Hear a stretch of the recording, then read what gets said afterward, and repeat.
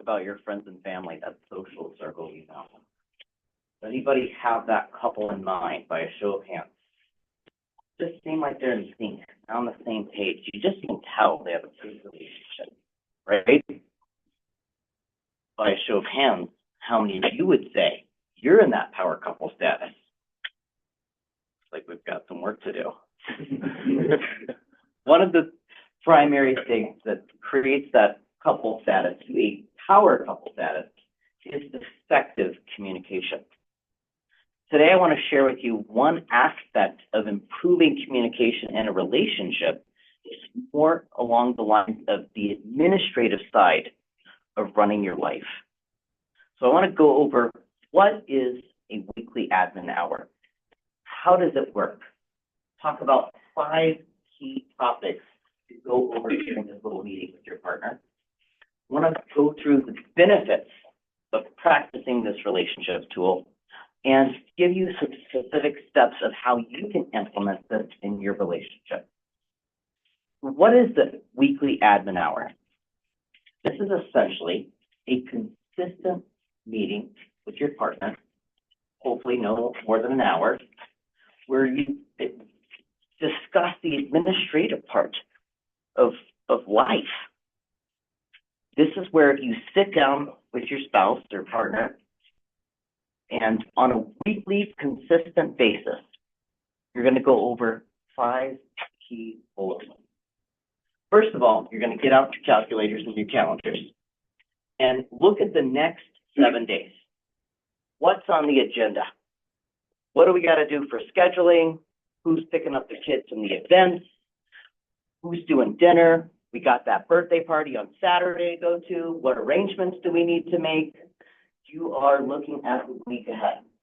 Then you're going to take a step back and look at the week behind you, getting out your budget book, recording your expenses, your income, getting on the same page of where did the money go this week? It always goes somewhere, right?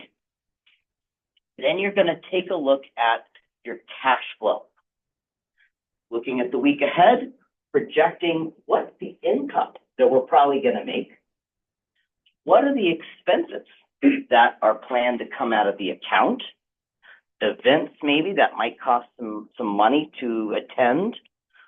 And then you're going to factor in the cash in the bank and come up with your cash flow. Looking at your paychecks, maybe the 3rd week of November, we don't really receive any paychecks. But for whatever reason, all of our bills are basically due this week of the month, making it a low cash flow week.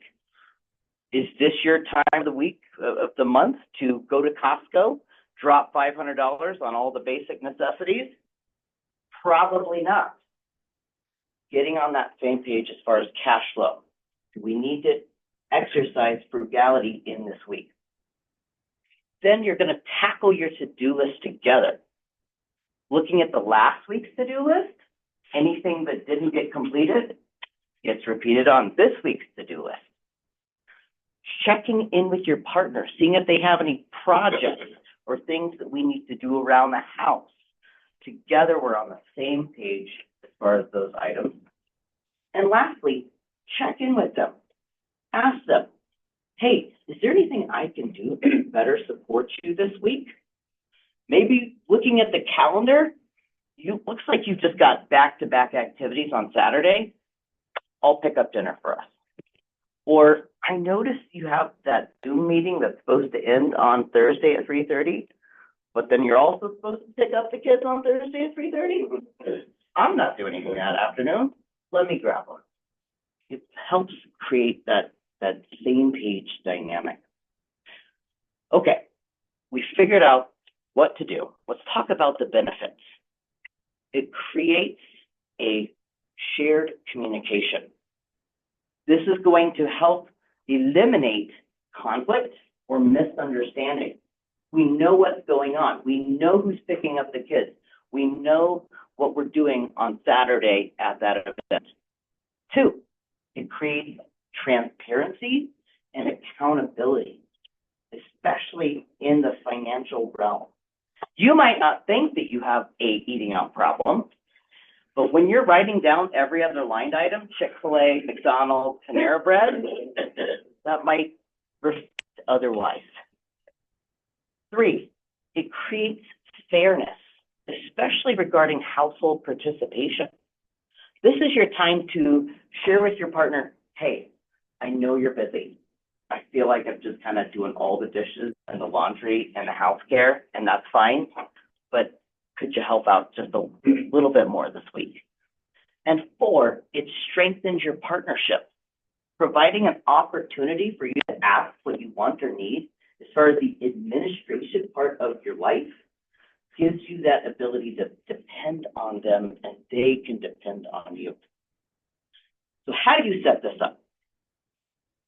Well, go up to your partner and give them some leeway. Say, hey, I'd love to go over some calendar stuff, maybe look at our budget. When would be a good time where we could kind of set up an informal hourly meeting once a week or something, just to get on the same page? Hopefully they agree. Set the date. Monday, 9 a.m., after we drop the kids off at school, let's do it. Dining room table, hit the date. Set it up, show up. You be there, Monday, 9 a.m., budget book in hand.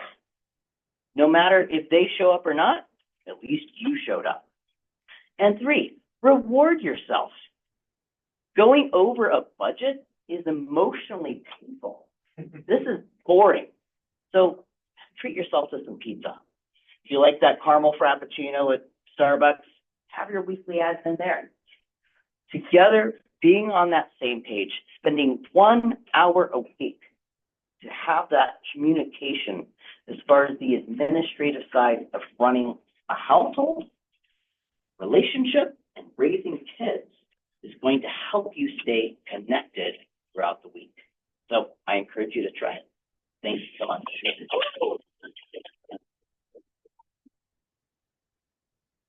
That was just gnarly. Absolutely gnarly. Clay will be offering free couples counseling.